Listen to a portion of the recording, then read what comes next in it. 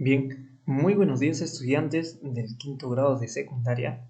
Les saludo una vez más el profesor Yusimar Chirinos. Así es, esperando que cada uno de ustedes por supuesto se encuentre muy bien de salud, muy bien en casa. Vamos a continuar entonces con nuestro curso de Historia del Perú. Así es, el día de hoy vamos a hablar acerca de un tema que previamente habíamos comentado, que va a ser el primer civilismo. Así es, así como vimos el primer militarismo, esa fase. Ahora vamos a observar y vamos a conocer sobre todo acerca del primer civilismo. ¿Sí? Bien, pero no sin antes mencionar las recomendaciones antes de continuar con la clase. ¿Sí? Recuerda asegurarte de estar en un espacio calmado, de preferencia obviamente donde no haya mucho ruido. Debes también mantener un volumen adecuado que permita así escuchar mejor la clase, ¿no? ¿Un volumen adecuado de qué? Pues del equipo que utilizas, ya sea celular, laptop, PC, etcétera, ¿no? Evita también realizar otras actividades mientras observas el video. Ojo, pestaña y ceja, como me decían también cuando estaba en la escuela, ¿no? Debemos prestar atención, no solamente escuchando, sino también observando. Y esto también aplica hoy en día para nuestras clases semipresenciales o a distancia, ¿no? Así que, atentos, recuerda también tomar apuntes de la clase para tu examen y recuerda también anotar preguntas y, por qué no, compártelas en la hora de asesoría. Ok, chicos, entonces vamos a pasar a esta fase llamada el primer civilismo. Vamos a entender un poco de qué consiste o de qué trata, ¿no?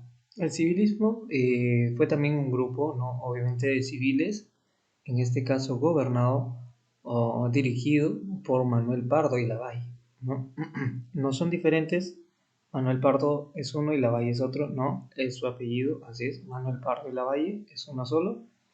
Y bueno, no nos dice que este civilismo surgió como una acción frente al militarismo que fracasó.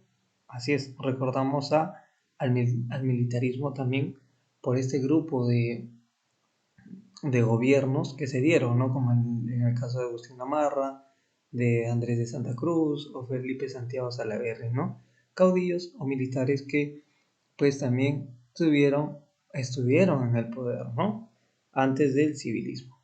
Bien, entonces el presidente Pardo y Lavalle tampoco nos dice acá que pudo reflotar el Perú, ¿no? Llegó, sí, el civilismo llegó con muchas ganas de querer justamente replantear todo para el país, pero desde ya nos va, digamos, a spoilear, por así decirlo un poco, es decir, nos va a dar un adelanto de que, pues, el civilismo no va a llegar a reflotar el Perú, ya que atravesaba una situación de crisis.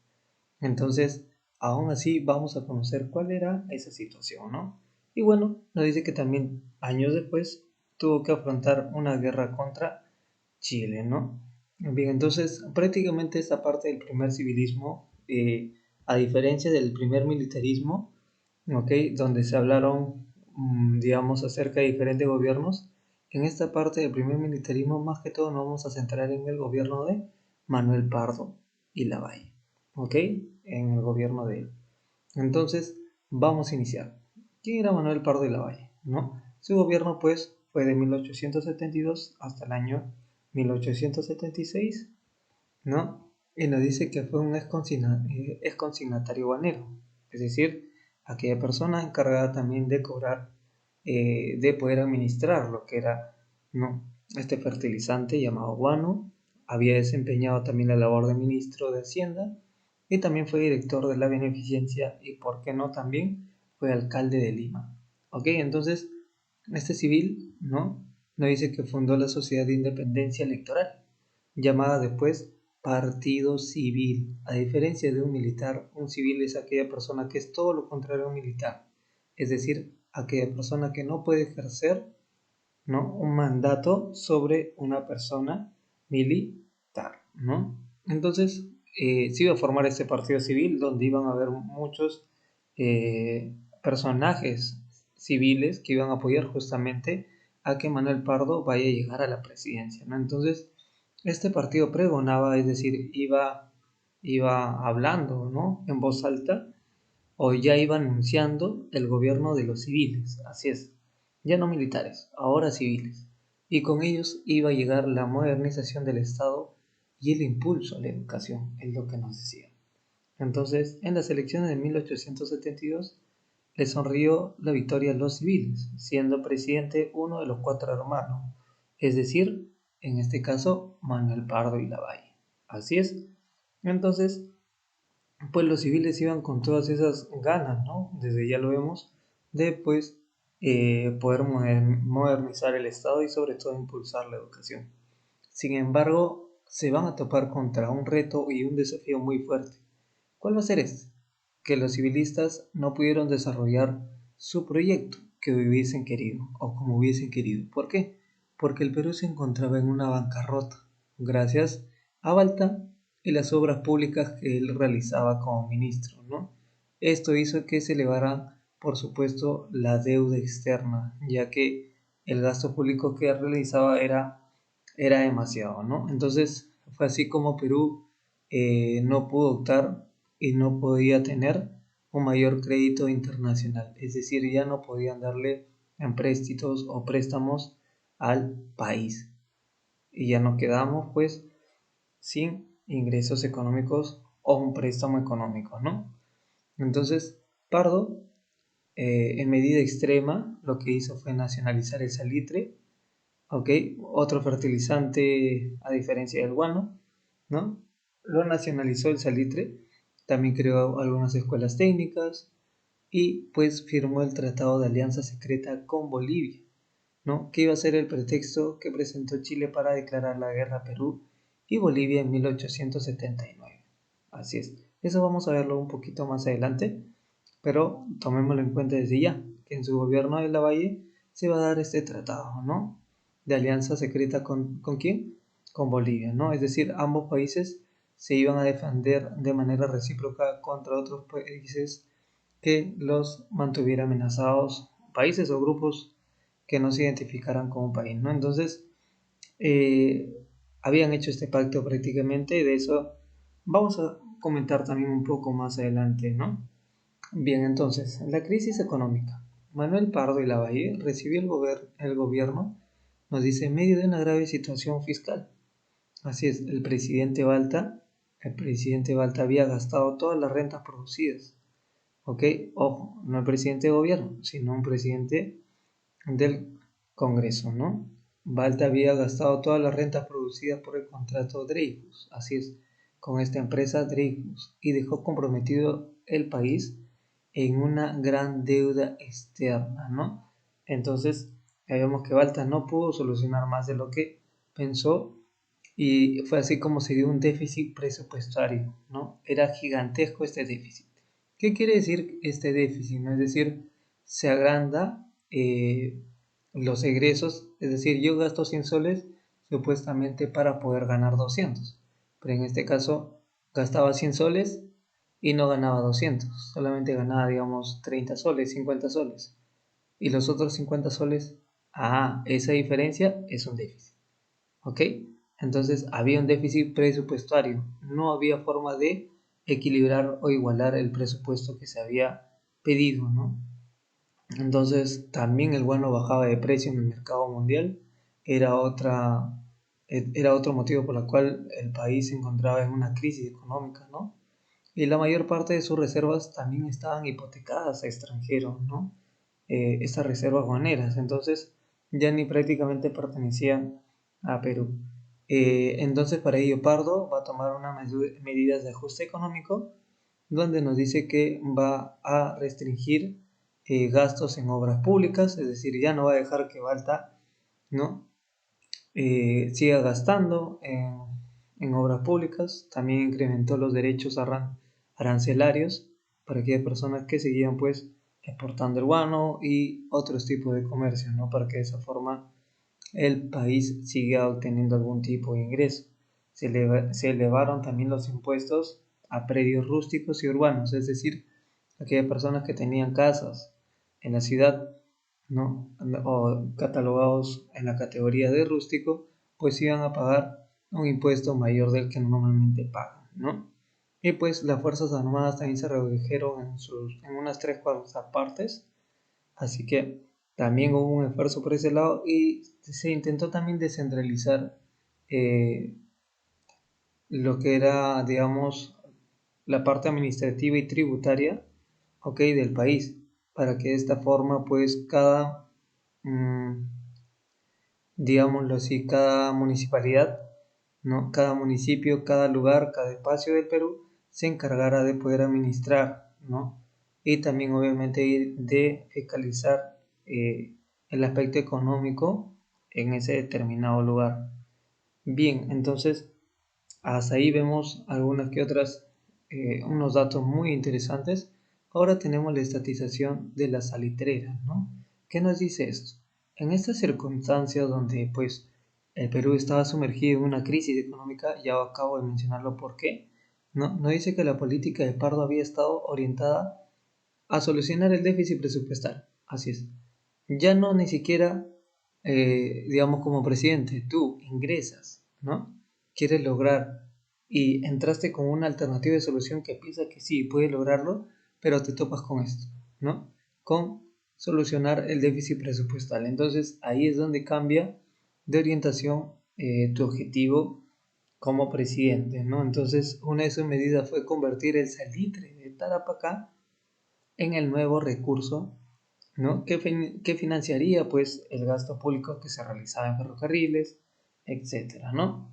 Bien, entonces el salitre era un recurso de propiedad privada, a diferencia del guano, ¿no? Era de propiedad privada. Por lo tanto, Pardo lo que iba a hacer es expropiar las salitreras en 1875 y dar una constancia de que estaban avalados y respaldados pues por el país, ¿no? En el sentido de que se iba a devolver todo lo que pues se le estaba, digámoslo así, ofreciendo, ¿no? Entonces, aún así estos salitreros transfirieron sus operaciones a Chile, contribuyendo así, digamos, a una propaganda bélica, ¿no?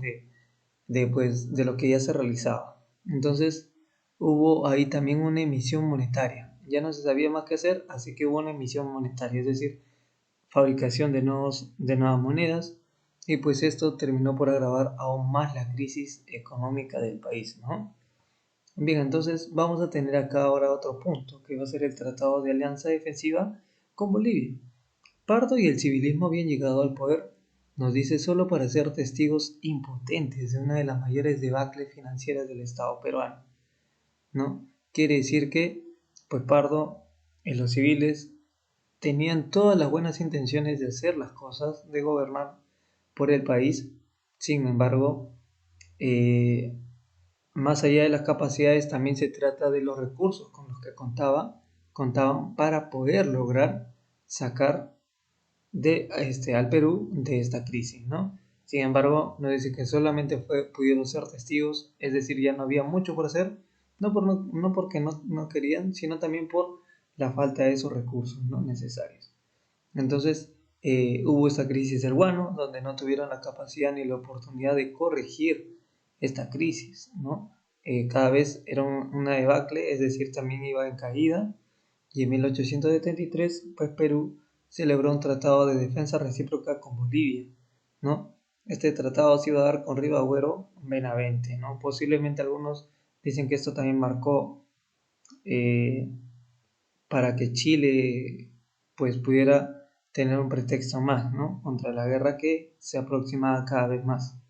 Ahora, también se dio un documento que fue pretexto para que Perú pues ingresara en 1879 al lado de Bolivia en el conflicto contra Chile, ¿no? Es decir, el conflicto era Bolivia contra Chile y de manera pues de no romper el pacto fue como Perú también ingresó, ¿no?, de manera voluntaria hacia este conflicto, por así decirlo.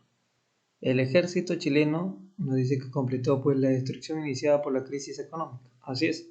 Vamos a ver un poco más adelante cómo es que se desarrolla esta guerra, cómo es que llegan los españoles, pero mientras tanto entendemos que hay un tratado de alianza defensiva recíproca. Bolivia, si a ti te atacan, Perú te defiende. Perú, si a ti te atacan, Bolivia te defiende. Es decir, recíproco, ¿no? Muy bien. Ahora, política educativa y cultural. Manuel Pardo y su generación de intelectuales civilistas sabían que el desarrollo del Perú tenía como condición básica la expansión de la enseñanza humanista, científica y tecnológica. Es decir, iba muy bien interesados de querer cumplir con esta política educativa, ¿no? Y pues Pardo nos dice que estableció para ello la gratuidad y obligatoriedad del primer grado de la educación básica, ¿ok? Restauró los cobros también de contribución general y encargó su administración a municipalidades, ¿no? Para que éstas también se encargaran de descentralizar todo lo que se realizaba. A nivel superior también destaca la creación de la Facultad de Ciencias Políticas y Administrativas en la Universidad Nacional o en la Universidad de San Marcos, ¿ok? Y en 1876 se fundó la Escuela de Ingenieros Civiles y de Minas, ¿no? Gracias, en este caso, también a Eduardo Chodejewicz, ¿no? El polaco ingeniero que sentó la base de la primera generación de ingenieros peruanos, ¿no? Prácticamente Pardo le había dado la potestad y el poder de que pudiera él contribuir de esa manera, ¿no? Bien, entonces, a pesar de toda esta crisis económica que existía, pues se estaba tratando de aumentar una política intelectual, ¿no? Educativa y cultural. Entonces se dan las elecciones en 1876, donde al acercarse el fin del periodo presidencial de Pardo y Lavalle, fue aclamado pues Mariano Ignacio Prado, ya que contaba con la simpatía de los civilistas, ¿no? Y la aprobación de Manuel Pardo. Entonces, no había tal vez hasta ese entonces un presidente más acertado, ¿no? Y nos dice que el único candidato opositor fue el contraalmirante Lizardo Montero, que no contó con mayor respaldo ni en el pueblo ni en el civilismo, ¿no? En mayo de 1876 nos dice que pues termina siendo electo Mariano Ignacio Prado como presidente del Perú, ¿no? Bien, entonces acá lo vamos a ver en su segundo gobierno a Prado y nos dice que la crisis económica se había enraizado demasiado en el país, por lo que su gobierno no pudo realizar obra pública alguna tampoco. Es decir, no solamente afectó, ¿no?, a un gobierno, afectó ya a dos gobiernos el poder entender esto, ¿no? Entonces, vamos a ver que Manuel Pardo, que ahora era presidente del Senado, fue asesinado. Así es, fue asesinado en medio de un complot con los sargentos del batallón, pues, Pichincha, ¿no? Entonces, esto es lo que se daba, ¿ok? Teníamos ya una crisis económica enraizada, por lo que no se podían realizar obras públicas, ya teníamos una deuda externa mayor, no teníamos ya un crédito como para invertirlo tal vez en obras públicas y luego recuperarlo. Y nos dice que luego Manuel pues fue asesinado, ¿no? Fue asesinado por un complot de sargentos de batallón de Pichincha, ¿no? Y fue así como en el Perú ingresaba en 1879 a la guerra, digamos, más catastrófica de todo el siglo XIX, ¿no? Va a ser la guerra del salitre. Es algo que lo vamos a ver un poquito más adelante. Y bueno, tenemos la línea del tiempo, juicio del primer civilismo, en 1873, Tratado de Alianza Defensiva con Bolivia, 1876, la fundación de la Escuela de Ingenieros Civiles y Minas, y en el 79, inicio de la Guerra del Salitre contra Chile, ¿no? Entonces, posiblemente en la próxima clase ya vamos a ver lo que es el inicio de la Guerra del Salitre contra Chile. Así que chicos, esta es su tarea domiciliaria en la página 48 de las preguntas del 1 al 5 y muchas gracias por su atención, que nos estamos viendo ya pronto. ¿Ok? Así que hasta luego chicos. Cualquier cosa, pregunta, pueden colocarlo en la asesoría que vayamos a tener dentro de un momento. Una vez más, muchas gracias por su atención.